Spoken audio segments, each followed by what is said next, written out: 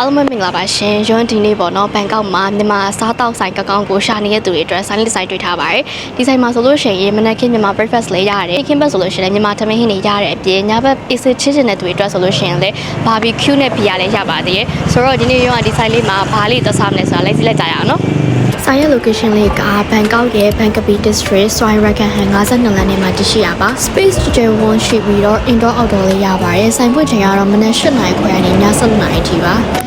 ကဲအခုမှားထားဟင်ပွဲလေးရောက်လာပြီပေါ့နော်ဆိုတော့ဒီမှာလေးအရင်ဆုံးသူ့ရဲ့ signature menu တွေပေါ့နော်အဲ့ဒါလေးကိုအရင်ပြပြမယ်သူ့ရဲ့ signature menu တွေကဒီ9ကင်ပေါ့နော်9ကင်ဆိုလို့ရှိရင်လေသူက9မလားပုံစံမျိုးလေးလောက်ထားတာပေါ့နော်ဆိုတော့အနှစ်တင်နဲ့ marinade တေချာလုပ်ပေးထားတယ်နှစ်တင်နဲ့တေချာ marinade လုပ်ပေးထားတာအရင်ဆောက်လုပ်ကောင်းတယ်ပေါ့နော်သူရဲ့ဒါလေးအရင်စားကြည့်မယ်နော်အရင်ကောင်းတယ်သူကနဲ့တည်း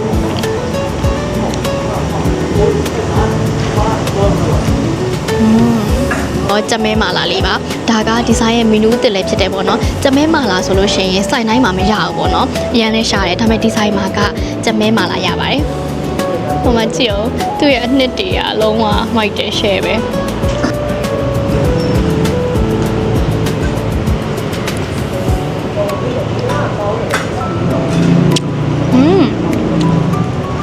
ရတာလေကြမဲရဲ့အရသာစိမ့်စိမ့်လေးရယ်မာလာရဲ့အထုံးဆက်လေးရယ်ပေါ့နော်လုံးဝကွက်တီပဲ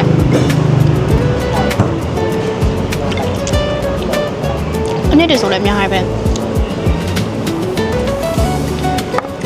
ပြီးတော့အကင်ဆိုလို့ရှိရင်လည်းသူကအစုံရရယ်ပေါ့နော်ဝက်သုံးထပ်တာဝက်ကုတ်တာပြီးတော့ခါကျတော့ကြက်အသေးမြေကြက်အရှိကုန်ပေါ့နော်ပြီးတော့အရွက်ဆိုလို့ရှိရင်လည်းဒီမှာဒီအမိုးတို့နှစ်တရာကြီးတို့ငုံဦးတို့ဒီရုံးလေးတီတို့အစုံရရယ်ဒီအကင်လေးစားကြည့်ပါမယ်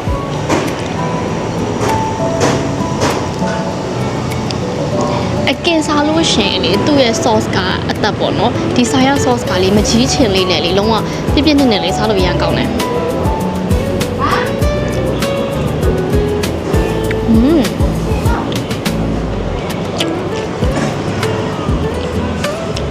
ဒါ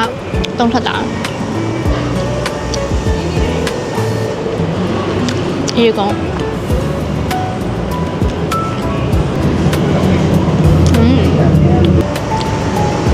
ဒါတော့ဝတ်သားနဲ့အမိုးလေးကြီးပါအကင်ဆိုလို့ရှိရင်ဒီလိုမျိုးမကြီးချင်ရွှဲရွှဲလေးနဲ့စားရတာအရမ်းကောင်းတယ်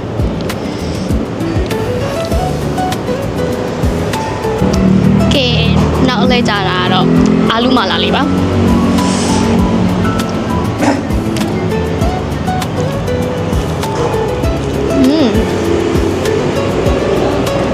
အာလူလေးကျွတ်ရွနေတာပဲမာလာရတာဆိုလို့ရှိရင်အရင်မပြင်းဘူးနော်တော်လေးဆောက်ကောင်းတယ်ကမလေးကြိုင်မာလာရှန်ကောပေါ့နော်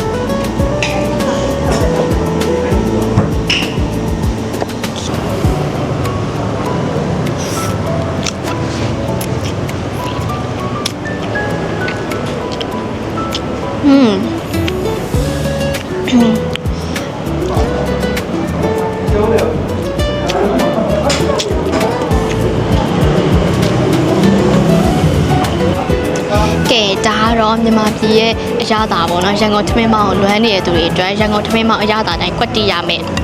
ချယ်ရီမျိုးထမင်းမောင်ပါ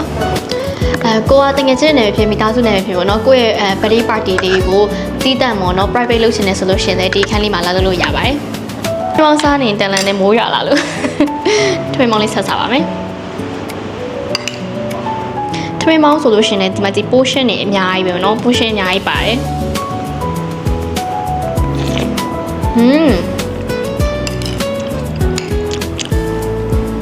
သူရဲ့ထမင်းမောင်းဒီအနှစ်လေးရတယ်ကိုယ့်ရဲ့အနှစ်လေးရတယ်လုံးဝရန်ကုန်ထမင်းမောင်းရတာတိုင်းပဲ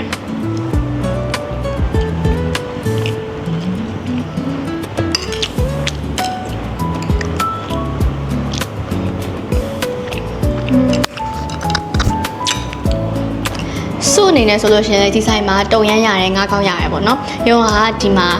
ငါးကောင်းလေးမှာထားပါတယ်ငါးကောင်းဟင်းဆိုလည်းမကြုံလုံးဝငါးကောင်းနေနဲ့ share ပဲ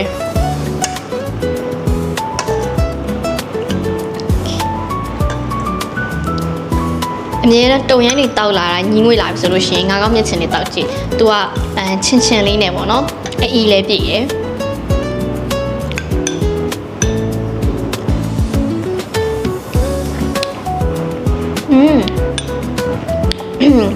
တော့ခုနပြောလေချင်းချင်းလေးပေါ့နော်ချင်းချင်းမှတော့အချိုးတက်လေးနည်းနည်းလေးပါတယ်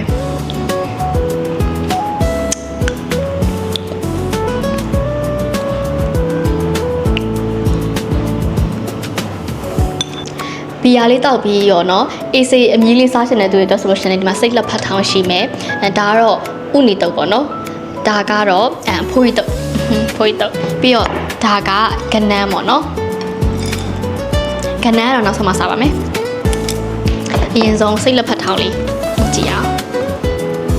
စိတ်လက်ဖတ်ထောင်းဆိုလို့ရှိရင်သူကလေတွေ့ရတဲ့အတိုင်းစိတ်သားများတယ်ပေါ့နော်ပုံမှန်ရုံးတို့တခြားဆိုင်ပါဆိုလို့ရှိရင်လက်ဖက်ကြီးများပြီးစိတ်သားမတွေ့ရဘူးเนาะဒီမှာကြည့်သူကစိတ်သားအများကြီးပဲ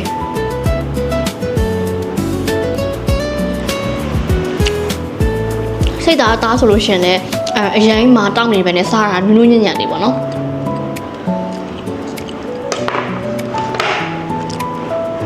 ဒါကတော့ဥနီတုပ်ပါရကြတဲ့သူတွေအတွက်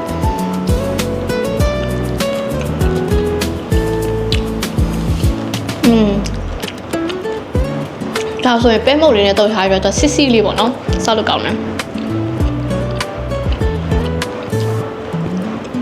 ကိုကအကိုဟောမတောက်တတ်ဘူးမကြိုက်ဘူးဆိုလို့ရှိရင်ဒီဆိုင်မှာ organic juice တွေလည်းရတယ်ပေါ့နော်ဒါကတော့ orange juice လေးမှာထားပါထဲမှာလိမ္မော်ဖက်လေးနဲ့တောက်လို့ကောင်းတယ်ဒီတစ်ခါနောက်ဆုံးလှည့်ကြတော့ကနန်းမှာကနန်းဆိုလို့ရှိရင်လည်းအကြီးပဲမှကြည့်ဒီတပွဲကို280ပဲပေးရတယ်ပေါ့နော်ဆိုတော့လူ3ယောက်လောက်တော့စားလို့ရပါတယ်ကြည့်ကြပါဦးကနန်းကြိုက်တဲ့သူဆိုရှင် share ပဲကြည့်ရတော့ကနန်း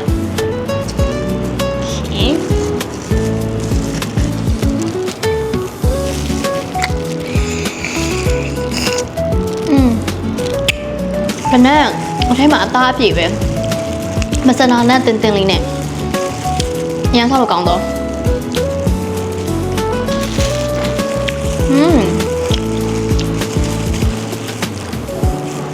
ရှယ်ပဲ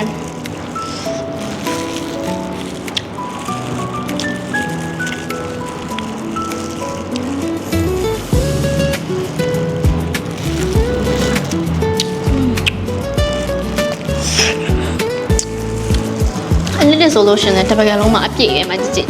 ထမင်းနဲ့စားလို့ရှင်လည်းအရင်စားလို့ကောင်းပါ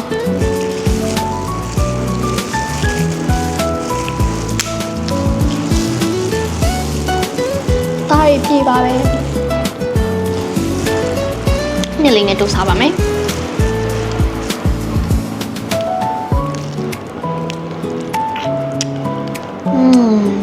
ကောင်းတာ